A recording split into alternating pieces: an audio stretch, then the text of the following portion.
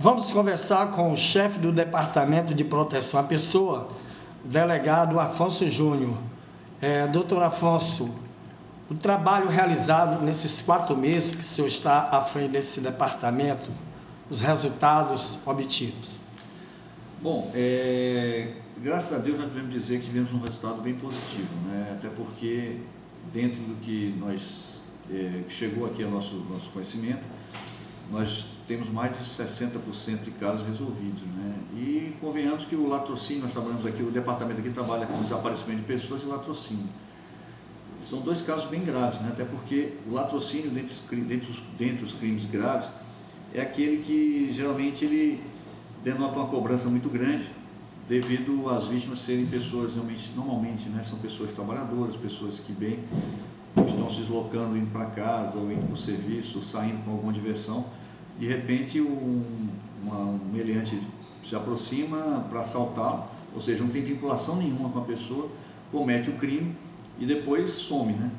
Então, normalmente é um caso muito difícil de se resolver, né?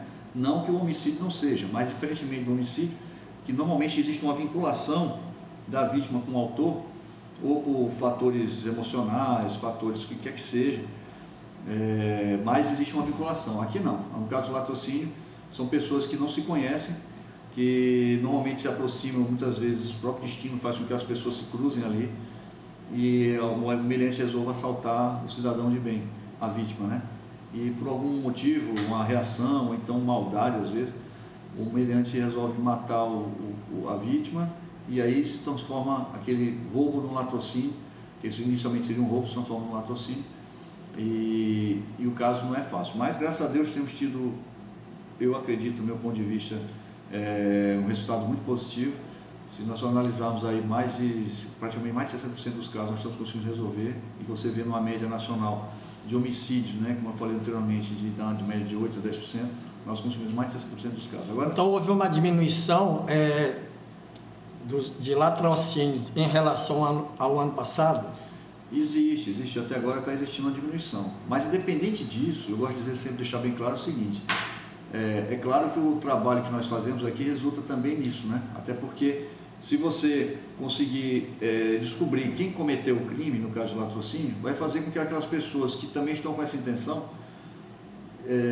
desistam, então pensem 2 vezes em cometer aquele caso, já que você sabe que vai ter um retorno, né, pelo caso cometido.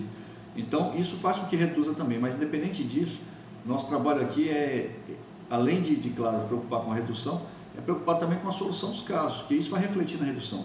Então eu posso dizer que nós temos hoje um reflexo muito interessante com relação a isso, que dentro de casos de violência contra a vida, né, vamos dizer assim, nós temos hoje, por exemplo, como eu acabei de dizer anteriormente, no Brasil, nível de Brasil, se nós temos uma solução para casos de homicídio de 8% a 10%, nós temos um caso de latrocínio, que eu considero bem mais grave, que é considerado, não só por mim, mas por todo mundo, bem um caso mais grave, nós conseguimos conseguimos solucionar mais de 60% dos casos até agora. Então, eu acredito que até isso pode melhorar daqui para o final do ano ainda, de acordo com o trabalho que vem sendo realizado. Devemos isso muito, também, eu gosto de deixar bem claro, há um trabalho de inteligência que vem sendo feito muito forte aqui na Superintendência de Homicídios, e nós temos trabalhado e utilizado muito isso. Nós temos um núcleo de inteligência aqui que tem nos ajudado bastante. Eu acredito muito nessa área. Você não há possibilidade de trabalhar métodos antigos, né, simplesmente com métodos antigos. Nós temos que sempre evoluir, e eu acredito que esse núcleo de inteligência tem nos dado tem dado uma fortalecida muito grande e ajudado muito o nosso trabalho.